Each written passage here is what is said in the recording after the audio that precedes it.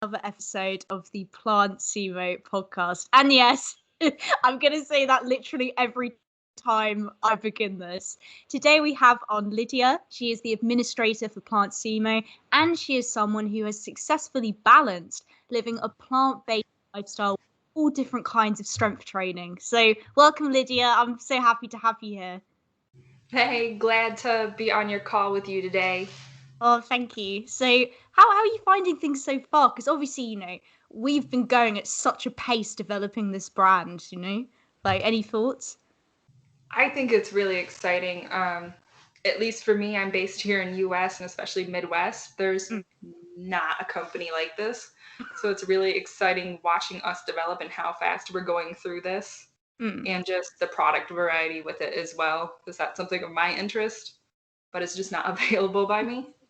Yeah, I can imagine because for the podcast I've had to do a lot of research into like vegan brands and stuff like that, and like actually finding ones in America is really quite difficult. So I can totally understand that as well, like in terms of just having the access, pretty much. Yeah, that's like a West Coast like hipster thing. That's like your typical millennial in like Oregon and California thing, not from the rest of the country. Yeah, exactly. And people like, forget that the US is literally huge. Like it's like a bunch of other like tiny countries like all sort of mashed together. So yeah, it's insane. But I know obviously you've lived a plant-based lifestyle and you've kind of worked through that. Like tell us about your journey getting to that point, like your reasons, like how it came about. I think initially, I don't know about like where you are, but like here, every girl, as soon as like you hit middle school, everybody kind of goes through like a vegetarian phase. Oh my But god. for me, it wasn't a phase. um, so that started like when I was 12, 13, because that's another weird thing. We're not like taught where our food comes. Like we know egg comes from a chicken, but you don't see conditions.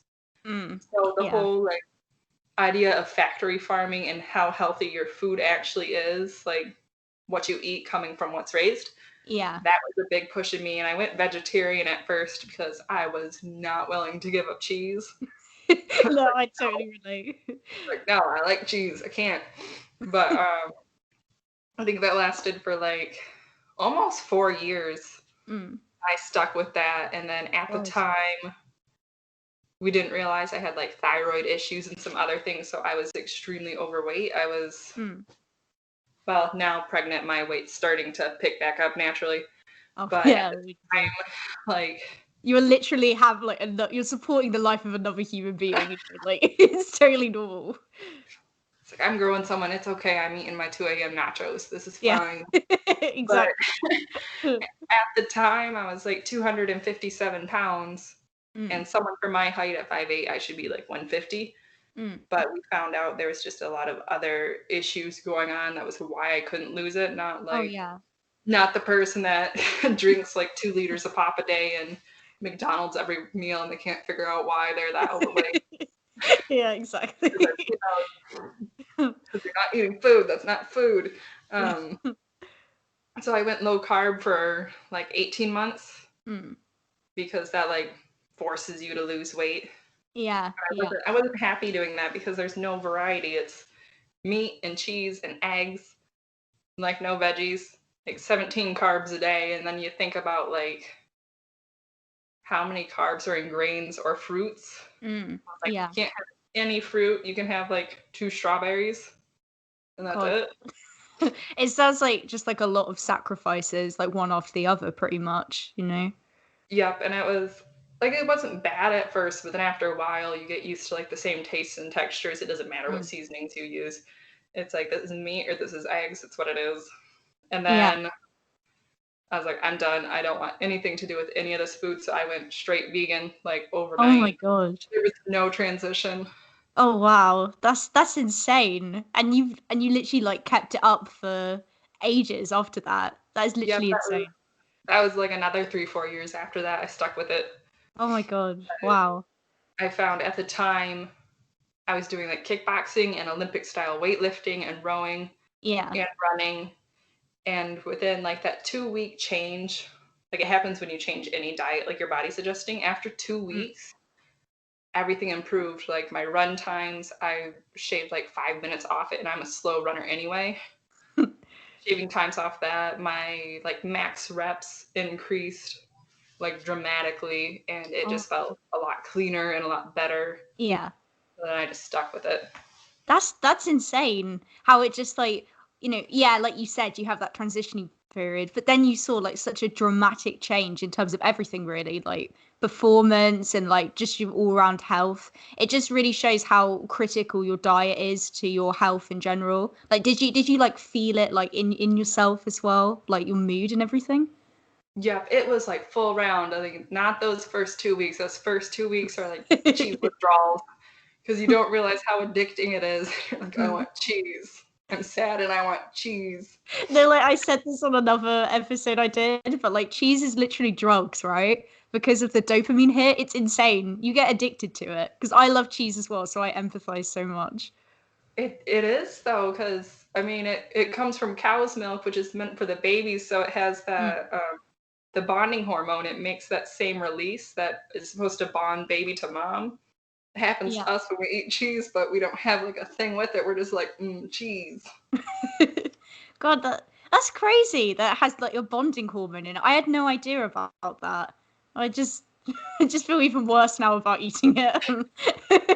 God, no. But um, your story, I just think that's incredible. How you literally just like, you found out you had this medical condition and you just turned everything around for yourself just by literally being so committed to eating a certain way. I think that's amazing.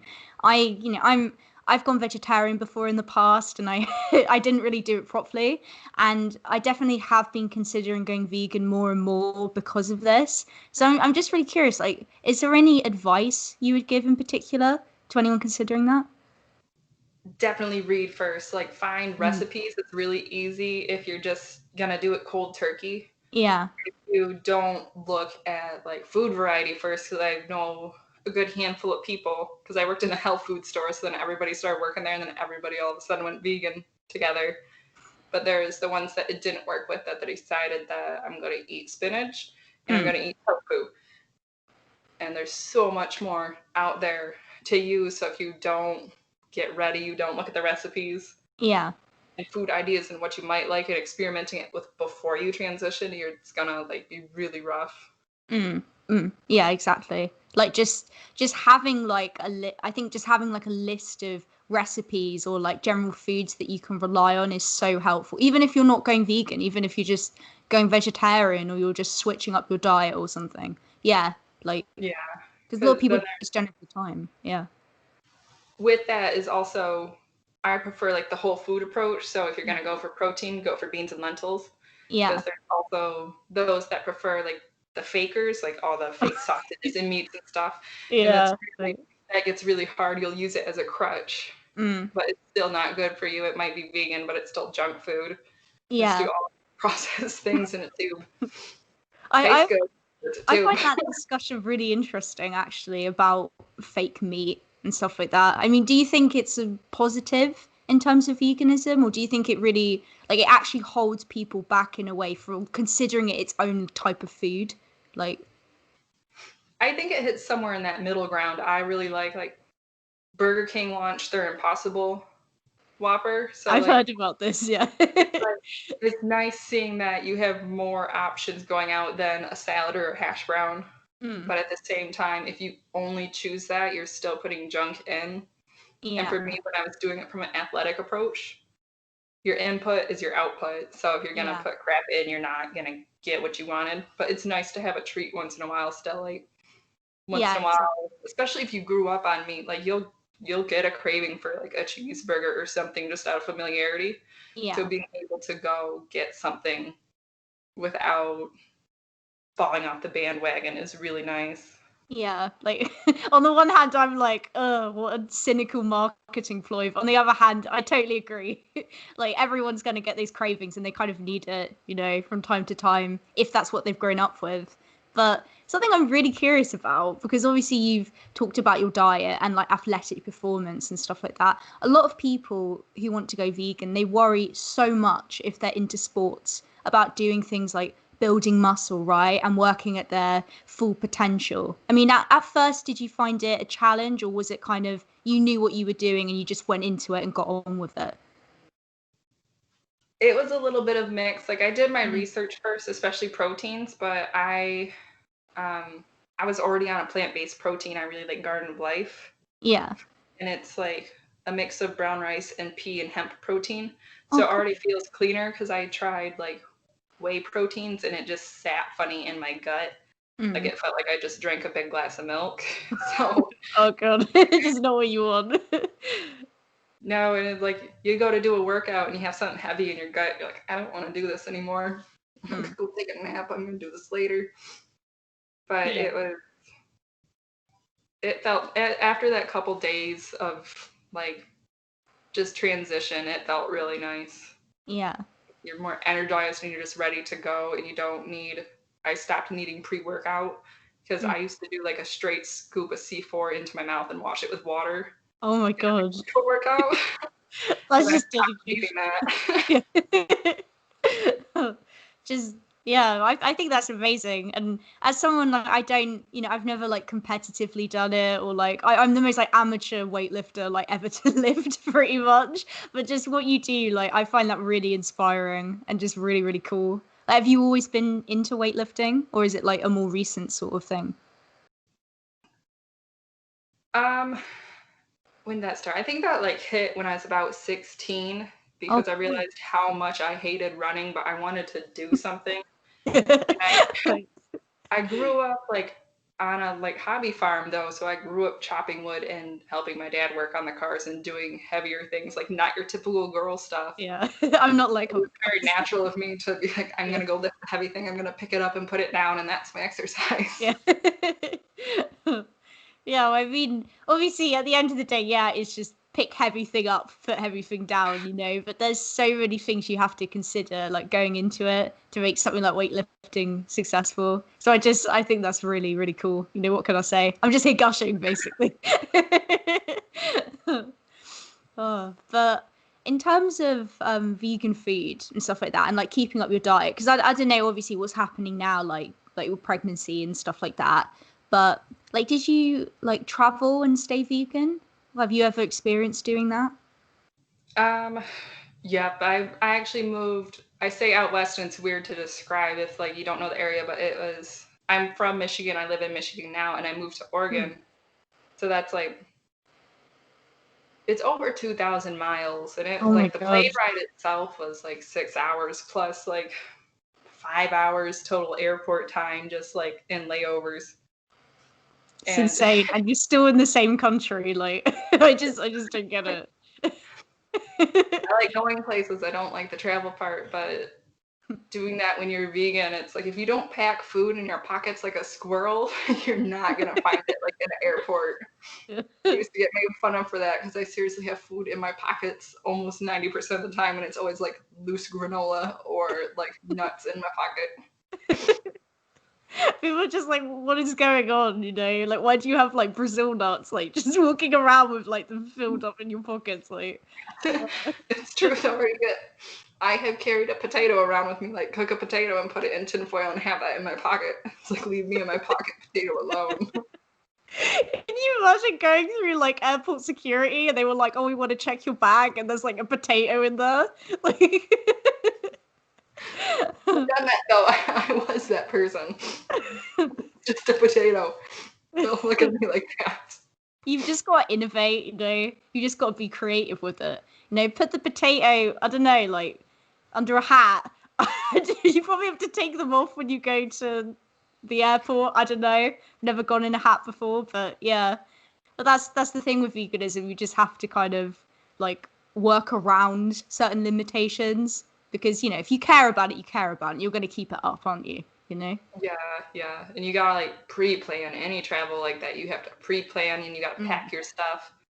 And if you don't pack, you gotta like know everywhere you're gonna be and what Yeah. options they have. I spend forever on my phone looking at menus first. I can easily spend an hour looking at a menu before I go anywhere. I I mean, go, that's relatable, and I'm not even vegan at the moment.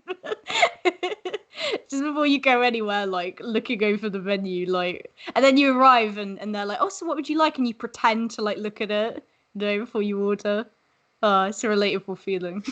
Or there's me on the opposite end of that. I spend an hour looking, and then by the time I get there, I already forgot again anyway. Go in with a plan, and now it's gone. Ooh. Yeah, exactly. God, I mean, yeah, that's so amazing. Just balancing all those sort of exercise things and, like being an athlete with living that kind of diet. But I am really curious because now, obviously, we've mentioned it before. I'm not being massively offensive saying this. You're pregnant at the moment. Congratulations. Thanks. And you're welcome. Like, how are you finding it? How are you finding things like, and diet and sort of cravings, that sort of thing? At this point, it's a eat whatever I can thing. Like, my nausea is so bad. Like, breakfast is like saltine crackers and orange juice. That's what I can like hold in my stomach. Mm. So I think lately it's been a lot of lentils. Mm. I've been having like on a kick making like barbecue lentils. So instead of like barbecue sandwiches, it's just the lentils. And my 2-year-old loves it too. I don't know many 2-year-olds that just go, lentils. My nephews ask for candy at McDonald's, and mine asks for lentils. Cool.